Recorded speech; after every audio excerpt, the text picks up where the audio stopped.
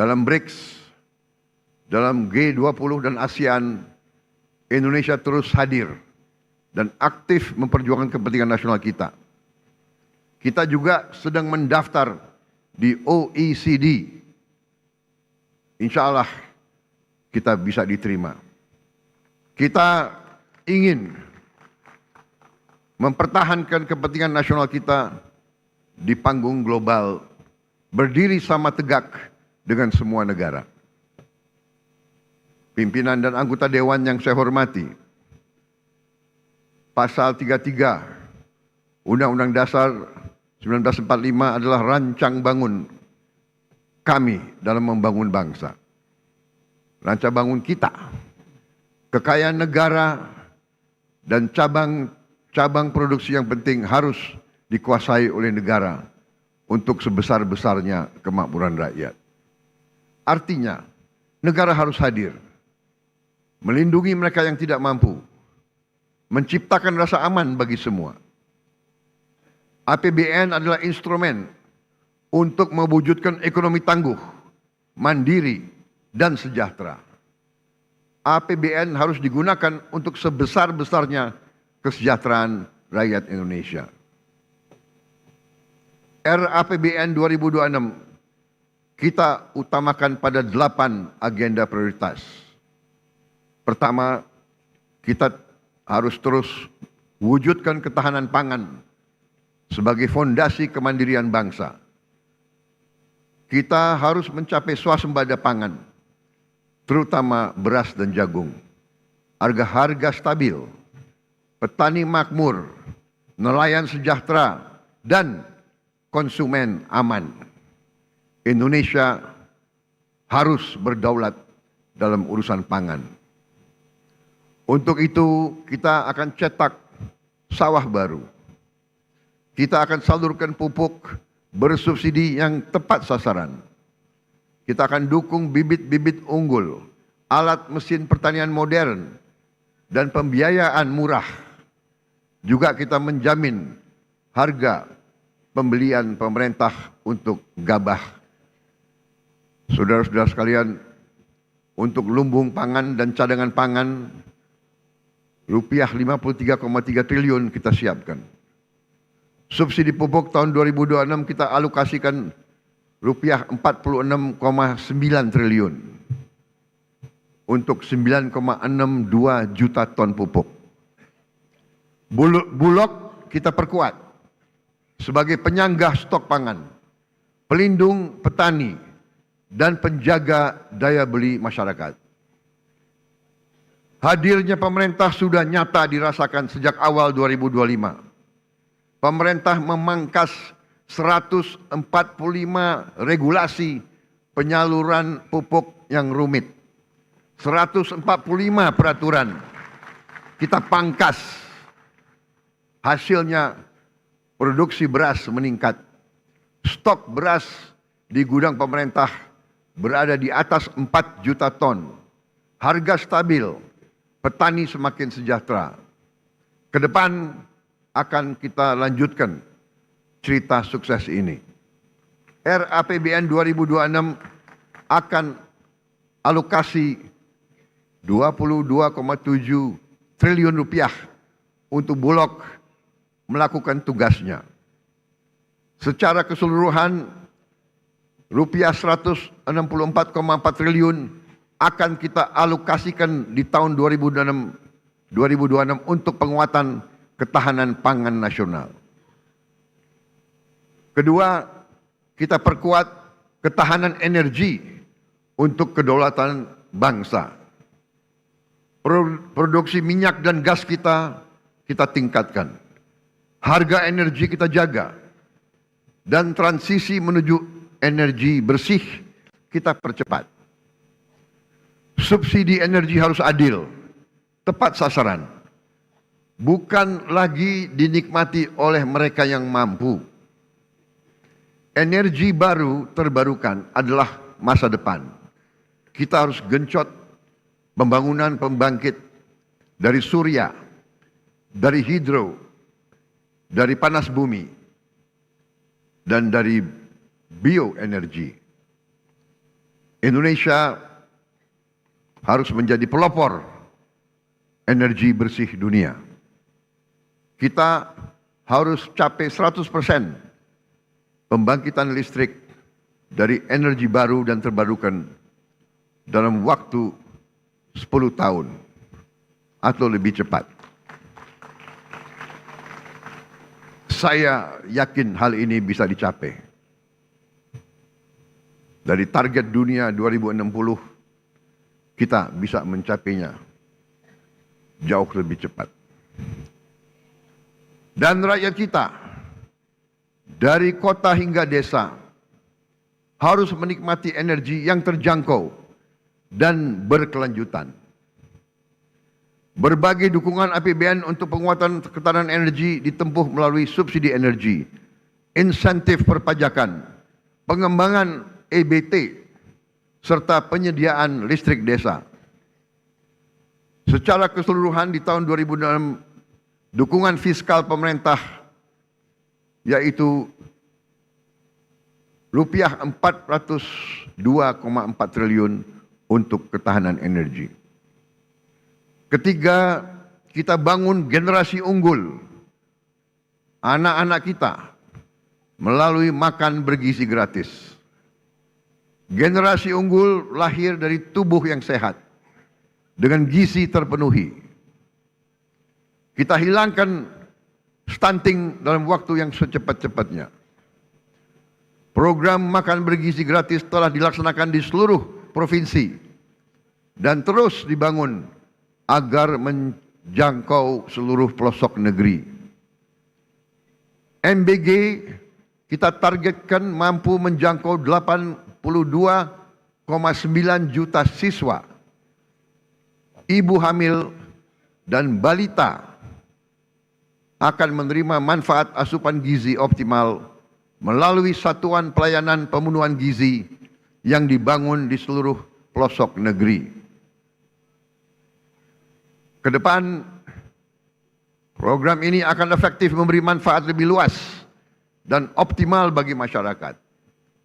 MBG meningkatkan kualitas gizi anak-anak kita, kualitas SDM masa depan Indonesia, dan juga memberdayakan UMKM dan ekonomi lokal yang akan tumbuh semakin kuat, menciptakan ratusan ribu lapangan kerja baru, dan memberdayakan jutaan petani, nelayan, peternak, dan pelaku-pelaku UMKM.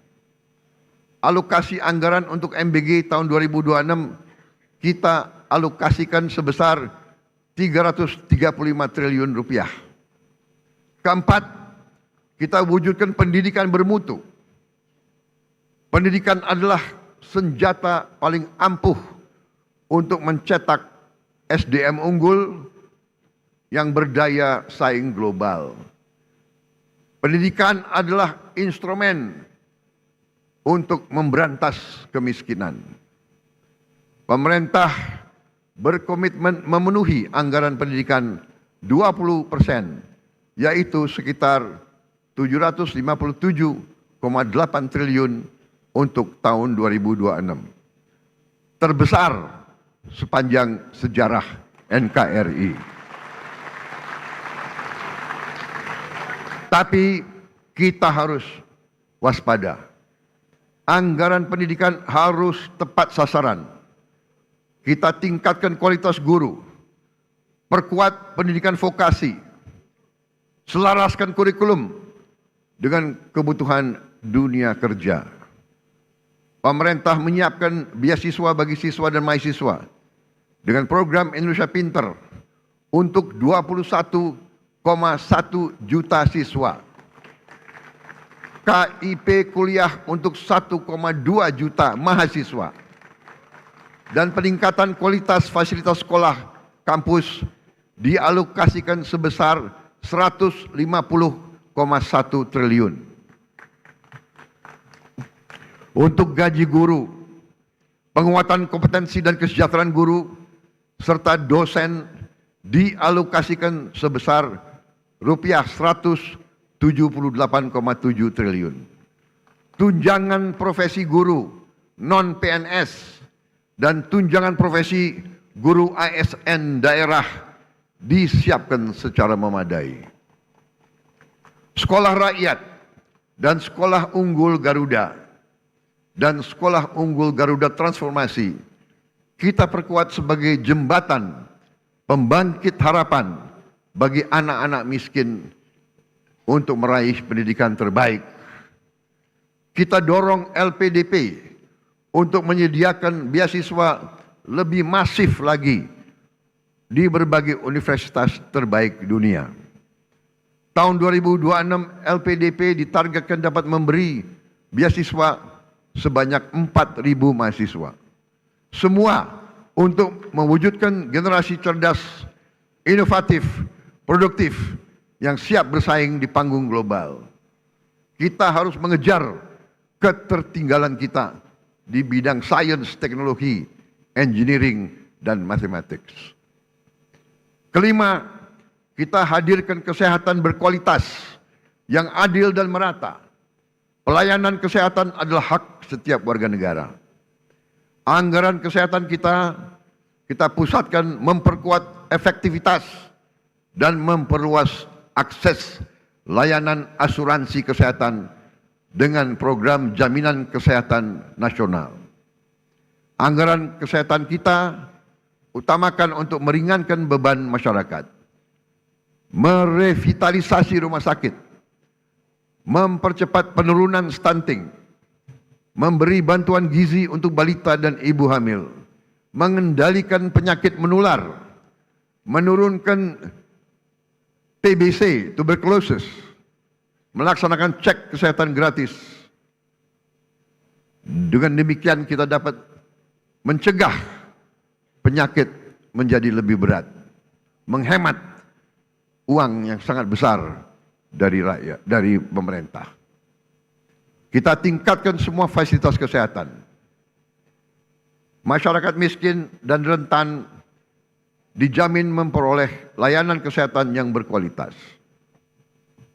Setiap tahun pemerintah menanggung sepenuhnya biaya asuransi kesehatan bagi 96,8 juta jiwa masyarakat miskin dan rentan. Secara keseluruhan, anggaran kesehatan tahun 2026 dialokasikan 244 triliun. Keenam, kita hidupkan perekonomian rakyat melalui penguatan koperasi desa, kelurahan merah putih. Desa kita bangun, koperasi kita bangkitkan kembali, usaha mikro, kecil dan menengah kita berdayakan, serta ekonomi lokal kita tumbuhkan. Desa dan kelurahan akan menjadi tulang punggung ekonomi kerakyatan. Kita akan percepat pembangunan desa mandiri, koperasi dan UMKM dengan berlandaskan semangat gotong royong. Tradisi kita, budaya kita harus kita gunakan dalam pelaksanaan ekonomi kerakyatan. 80.000 koperasi desa Kelurahan Merah Putih telah terbentuk dan siap bekerja mempermudah masyarakat desa mengakses sembako, logistik, pupuk, hingga layanan keuangan. Tidak boleh ada rakyat kita lagi yang pinjam uang dari rentenir dengan bunga yang tidak masuk akal. Lintah darah akan kita hilangkan dari bumi Indonesia. Pemerintah telah menyiapkan pendanaan murah melalui Bank Himbara agar koperasi desa Kelurahan Merah Putih dapat memperoleh akses pembiayaan dengan bunga yang rendah. Ini adalah pendekatan baru yang akan menghidupkan ekonomi lokal di pedesaan, memotong rantai distribusi logistik yang rumit, menciptakan lapangan kerja baru, dan menghapus kemiskinan, sekaligus memperkuat ketahanan pangan di desa. Perekonomian daerah akan berdenyut kencang dan kemandirian daerah akan semakin memperkokoh persatuan dan kemandirian bangsa. Ketujuh, kita akan perkuat pertahanan rakyat semesta untuk menjaga kedaulatan bangsa kita. Dunia global penuh ketidakpastian. Ancaman muncul tiba-tiba.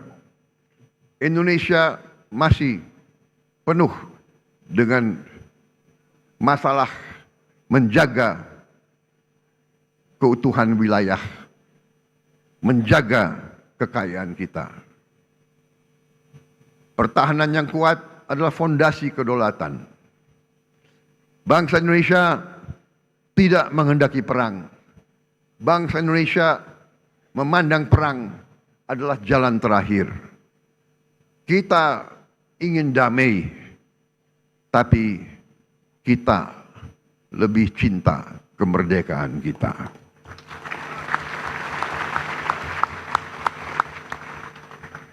Kita ingin damai, tapi kita mengerti sejarah manusia, mengajarkan kepada kita bahwa mereka yang tidak punya pertahanan yang kuat biasanya dilindas oleh bangsa-bangsa yang lebih kuat. Biasanya kekayaannya diambil, dirampok, dan itulah yang terjadi ratusan tahun kepada bumi Nusantara kita ini. Kita tidak mau lagi menjadi sapi perahan bangsa-bangsa lain. Saudara-saudara sekalian, riset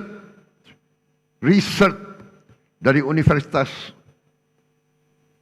Oxford menceritakan kepada kita bahwa mereka, Belanda yang memegang dan menduduki Indonesia, selama mereka duduki Indonesia, Nusantara, GDP per kapita mereka tertinggi di dunia. Artinya, siapa yang kuasai kekayaan Indonesia, GDP per kapitanya akan sangat tinggi, akan